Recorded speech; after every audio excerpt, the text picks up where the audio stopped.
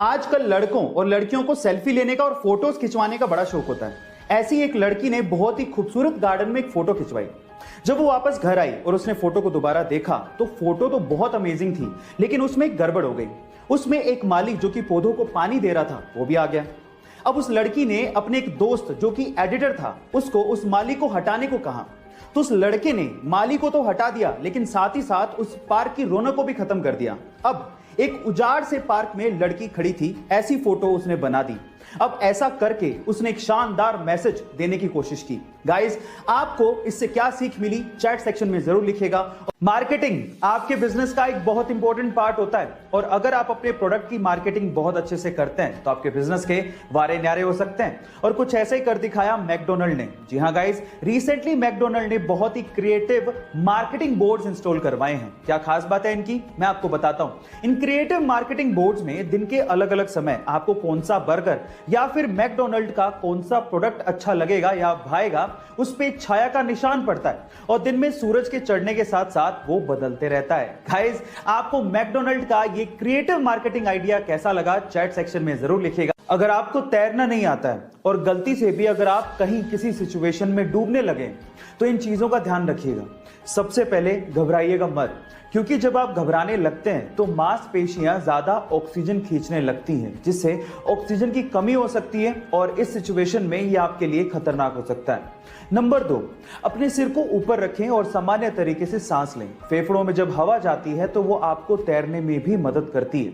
And number 3, guys, अपने शरीर को खड़ा रखने की बजाय लेटाएं और अपने सिर को पीछे की तरफ रखें और फिर धीरे धीरे अपने पैर चलाएं और किनारे की तरफ बढ़ने की कोशिश करें। इस तरह से आप डूबने से बच सकते हैं। गाइस, आप में से बहुत सारे लोग हेल्थ कॉन्शियस होंगे और उसके लिए वो सुबह शाम जॉगिंग भी करते होंगे, लेकिन पूरी दुनिया में एक देश ऐसा है जहां पर जॉगिंग करना गैर कानूनी है।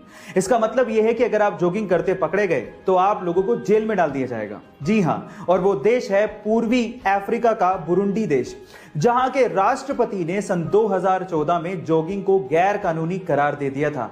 और उसके पीछे की वजह यह बताई थी कि जॉगिंग की आड़ में बहुत सारे लोग असामाजिक गतिविधियां करते हैं।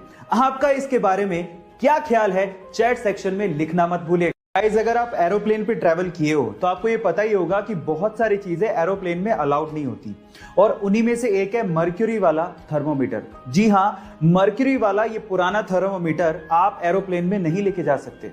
उसके पीछे का रीजन क्या है मैं आपको बताता हूं। एक्चुअली एरोप्लेन में बहुत सारा हिस्सा एल्यूमिनियम का बना होता है, और आपकी जानकारी के लिए मैं आपको बता दूं कि मर्क्यूरी एक ऐसा लिक्विड मेटल है जो कि एल्यूमिनियम के साथ तुरंत कंबाइन होके उसमें जंग लगा देता है, उसे गलाना शुरू कर देता है। मजे की बात यह है कि मर्क्यूरी इसमें खुद को कंज्यूम करता ही नहीं है, और वो तब तक एल्यूमिनियम के साथ रिएक्ट करता रहता है जब तक वो पूरी तरह से गल नहीं जाए।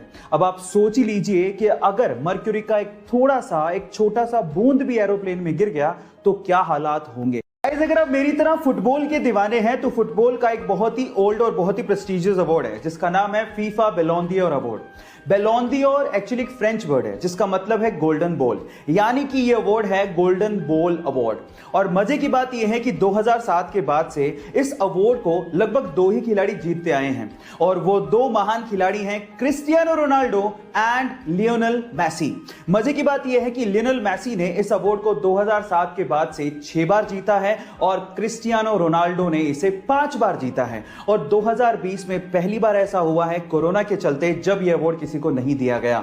गाइस, ऐसे ही इंटरेस्टिंग फैक्ट्स के लिए YouTube पे हमारे चैनल को सब्सक्राइब कर लीजिए, और अगर आप Instagram पे देख रहे हैं तो मुझे फॉलो करना मत भूलिएगा। मिलते हैं अगली वीडियो में। बहुत तकलीफ होती है जब आप योग्य हो और लोग आपकी योग्यता ना पहचाने।